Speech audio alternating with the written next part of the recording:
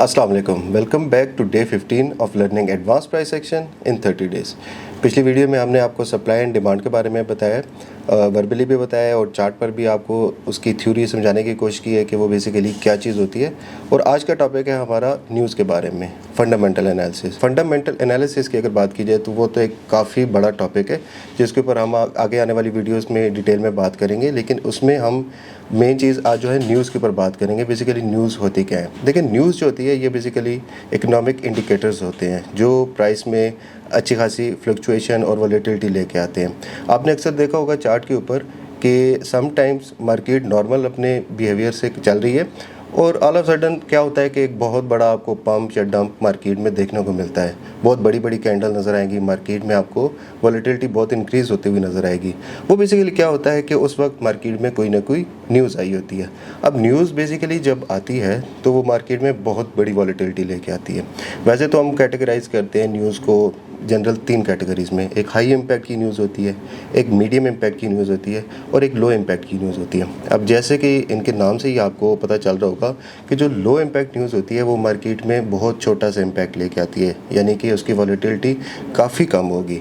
इसी तरीके से जो मीडियम इम्पैक्ट न्यूज़ होती हैं वो बेसिकली मीडियम सी वॉलेटिलिटी मार्केट में लेकर आ रही होती हैं। और जो हाई इम्पैक्ट न्यूज़ होती है ये अक्सर आपको ज़्यादा प्रोमिनेंट नज़र आती है। जो भी आप वेबसाइट्स वगैरह ये टूल्स आप यूज़ करते हैं न्यूज़ को देखने के लिए, उसमें आप नोटिस करेंगे इसको ज़्यादा हाईलाइट करके रखा गया होता है। उसकी वजह बेसिकली ये होती है कि ये मार्केट में सबसे ज़्यादा वॉलेटिलिटी लेके आती हैं। मुख्तलिफ़ तरह की न्यूज़ होती हैं, मैं उसके भी बता देता हूँ आपको।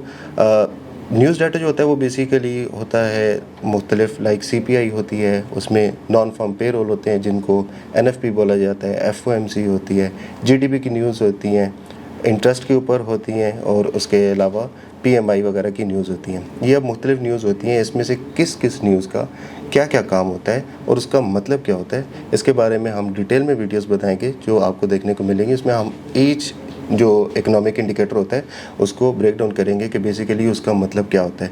जब आपको उसका मतलब पता चल जाता है फिर आपको इजीली ये पता चल जाता है कि क्या आप प्रेडिक्ट कर सकते हैं, क्या एंटिसिपेट कर सकते हैं। आया कि आपको मार्केट गिरती हुई देखने को मिल सकती है या चढ़ती हुई देखने को मिल सकती है, ये डिपेंड करता है।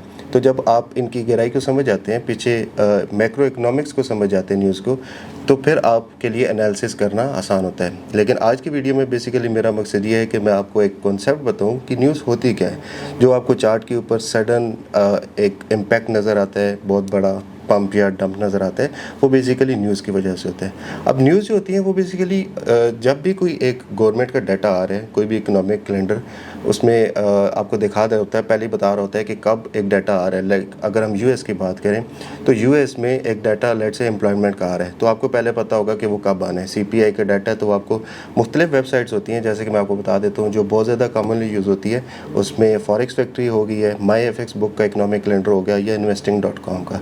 तो ये 3 मेजर जो वेबसाइट्स हैं इनके ऊपर आप देख सकते हैं, आपको वक्त से पहले पता चल जाता है कि कौन सी न्यूज़ कब आने वाली है।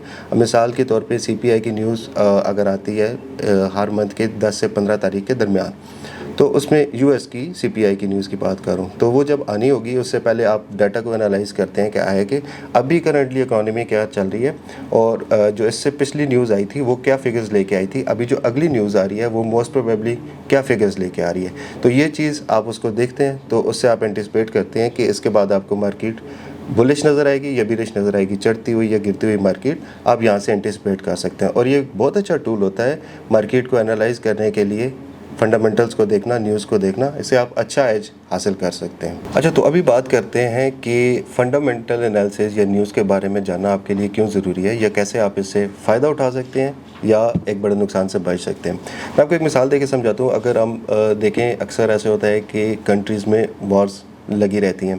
जब भी एक बड़े लेवल पे मुख्तलिफ कंट्रीज़ में अगर वॉर वगैरह लगती है तो उसमें बेसिकली होता क्या है कि इन्वेस्टर्स के अंदर पैनिक क्रिएट होता है।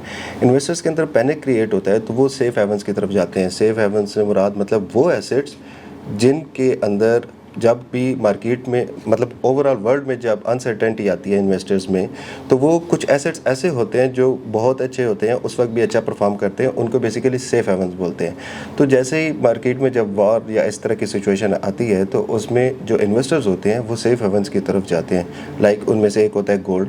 अब गोल्ड में जब भी आप देखेंगे, आप हिस्ट्री में यानी चार्ट्स में बैक पे जाके आप देख सकते हैं, बैक टेस्टिंग करते वक्त आपको नज़र आएगा जब जब ऐसी सिचुएशन दुनिया में क्रिएट हुई है तब तब गोल्ड में पैसा आया है, और गोल्ड में जब पैसा आया तो ऑब्वियसली उसकी डिमांड इंक्रीज़ हुई है और आपको हायर प्राइसेस देखने को मिली हैं। इसी तरीके से अगर आप फंडामेंटल्स को देखते हैं और अच्छे तरीके से स्टडी करते हैं तो आपको इन चीज़ों के बारे में काफ़ी हेल्प मिल जाती है। यहाँ पर अक्सर लोग जो हैं वो ये भी सवाल कर रहे होते हैं कि आया कि हमें टेक्निकल एनालिसिस सीखनी चाहिए या फंडामेंटल एनालिसिस सीखनी चाहिए, इन दोनों में से बेहतर कौन सा है? तो ऐसी बात नहीं है कि बेहतर कौन सा है। बात ये होती है कि आप अगर दोनों चीज़ों को सीख के दोनों का बराबर एज लें तो आपको एक ज़्यादा अच्छा और रिफाइंड एज मिल सकता है। लाइक अगर मैं जनरल सी बात करूं तो आप 80 to 90% वेटेज अपने टेक्निकल एनालिसिस की रख सकते हैं और 10 to 20% वेटेज उसमें फंडामेंटल एनालिसिस की रख सकते हैं। अब उसको भी देखना ज़रूरी दो वजह से हो सकता है। एक तो ये कि आप जब भी कोई न्यूज़ रिलीज़ होती है, कोई भी इकोनॉमिक इवेंट रिलीज़ होता है तो उसको पकड़ पाना ऑन द स्पॉट बहुत मुश्किल होता है। आपने देखा होगा कि जैसे न्यूज़ का टाइम हुआ उसी वक्त एक सेकंड के अंदर लाइक सम टाइम ऐसे होता है 50-60 पे 70 पे मार्केट मूव कर जाती है, तो आप उसको कैप्चर नहीं कर सकते। लेकिन बट इफ़ अगर आपकी एक ट्रेड चल रही है और बहुत अच्छे प्रॉफिट में चल रही है और आपके पास बहुत अच्छा प्रॉफिट आ रहा है, लेकिन एक बहुत बड़ा इवेंट आने वाला है, एक हाई इम्पैक्ट न्यूज़ आने वाली है, तो ऐसी सिचुएशंस में आपको, अगर आप न्यूज़ को देख रहे हैं तो आप अपने प्रॉफिट्स को कैपिटलाइज कर सकते हैं, उनको प्रोटेक्ट कर सकते हैं। और समटाइम ऐसे भी होता है कि अगर आप लॉन्ग टर्म ट्रेड्स वगैरह कर रहे हैं तो मार्केट आपके जब न्यूज़ आपकी डायरेक्शन में आए तो आपको एक अच्छा खासा प्रॉफिट भी मिल सकता है। तो इस तरीके से इन दोनों चीज़ों के अपने फ़ायदे होते हैं। टेक्निकल एनालिसिस के अपने फ़ायदे हैं, फंडामेंटल एनालिसिस के अपने फ़ायदे हैं, लेकिन अगर इन दोनों को आप कंबाइंड लेके चलें, हैंड इन हैंड लेके चलें, तो आपको एक ज़्यादा बेहतर और रिफाइंड एज मिल सकता है। अच्छा, तो मैं इसको सम अप करता हूँ और मैं आपको ये बताता चलूँ कि एक अच्छा ट्रेडर वो होता है जो वेल अवेयर ट्रेडर होता है, जिसको ग्लोबल इकोनॉमिक्स के बारे में पता होता है, उसको पता होता है कि दुनिया में इस वक्त क्या चल रहा है। ऑब्वियसली अगर आपकी रिसर्च अच्छी होगी, आपको चीज़ों के बारे में ज़्यादा पता होगा, आपको ग्लोबली क्या चल रहा है, दुनिया में अच्छा चल रहा है, बुरा चल रहा है, जंगी हालात हैं, कैसे हैं, ये चीज़ें अगर आपको पता होगी तो आप लॉन्ग टर्म पोजीशंस भी बना सकते हैं, मार्केट में ज़्यादा से ज़्यादा बेनिफिट ले सकते हैं।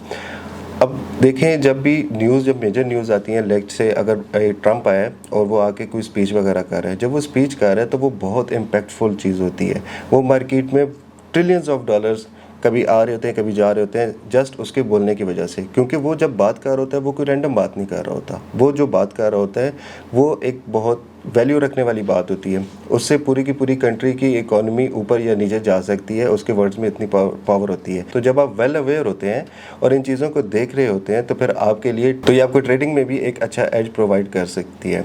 तो हम बेसिकली आपको रिकमेंड यही करते हैं कि आपको चीज़ों का पता सबका होना चाहिए, आपको फंडामेंटल एनालिसिस का पता हो, आपको इन चीज़ों के बारे में ग्रिप अच्छी हो, इसी तरीके से टेक्निकल एनालिसिस पर भी आपकी ग्रिप अच्छी होनी चाहिए, चीज़ों के बारे में आपको पता होना चाहिए। जैसे कि मैंने आपको ऑलरेडी बताया कि आप 80 to 90% वेटेज टेक्निकल एनालिसिस को दे सकते हैं और 10 to 20% फंडामेंटल एनालिसिस को दे सकते हैं। हैंड इन हैंड लेके चलें इन चीज़ों को तो आप अच्छे एक ट्रेडर साबित हो सकते हैं। अच्छा, इसके साथ मैं आपको ये बताता हूँ कि जो फंडामेंटल्स होते हैं, यानी जब कोई हाई इम्पैक्ट न्यूज़ आने वाली होती है तो आप उसको सिर्फ़ और सिर्फ चार्ट को रीड करके भी एंटिसिपेट कर सकते हैं। काफ़ी सारे ट्रेडर्स भी ऐसा क्लेम करते हैं, लेकिन ये हम अपने पर्सनल एक्सपीरियंस से आपको बता रहे हैं कि जब कोई एक मेजर इवेंट आना होता है तो मोस्ट लाइकली अगर आप अच्छे तरीके से चार्ट को पढ़ सकते हैं, चार्ट की अंडरस्टैंडिंग आपकी बहुत अच्छी है, तो आप न्यूज़ की डायरेक्शन को भी एंटिसिपेट कर सकते हैं। और ऑब्वियसली जब न्यूज़ में इतने ज़्यादा बड़े इम्पैक्ट आते हैं, अगर आपने उससे पहले अपने स्किल को यूज़ करते हुए, टेक्निकल एनालिसिस को यूज़ करते हुए अच्छी पोजीशंस बना लिए और जो न्यूज़ आती है वो आपकी फेवर में आ जाती है, तो फिर आप बहुत अच्छा रिस्क टू रिवार्ड भी गेन कर सकते हैं मार्केट से। तो इस वजह से ये मैं आपको एंड में एक टिप देना चाह रहा था कि आप फंडामेंटल एनालिसिस को भी देखें, टेक्निकल को भी देखें, उसमें वेटेज जो है वो टेक्निकल एनालिसिस की थोड़ी ज़्यादा रखें, फंडामेंटल्स की थोड़ी कम भी होगी, लेकिन फिर भी आपको उसके बारे में पता ज़रूर होना चाहिए, क्योंकि जैसे कि मैंने पहले बताया, आप इससे फ़ायदा भी उठा सकते हैं और आप बड़े नुकसान से बच भी सकते हैं अगर आपकी नज़र इन चीज़ों पर अच्छे तरीके से होगी। तो आज की वीडियो के लिए इतना ही है। मुझे उम्मीद है कि आपको इस चीज़ की समझ आ गई होगी। अगर नहीं समझ आई तो फिर भी कमेंट सेक्शन ओपन है, आपका जो भी क्वेश्चन है वो आप कमेंट कीजिएगा। हम फर्दर आने वाली वीडियोज़ जो हैं उनमें उनको क्लियर करने की कोशिश करेंगे। अल्लाह हाफिज़।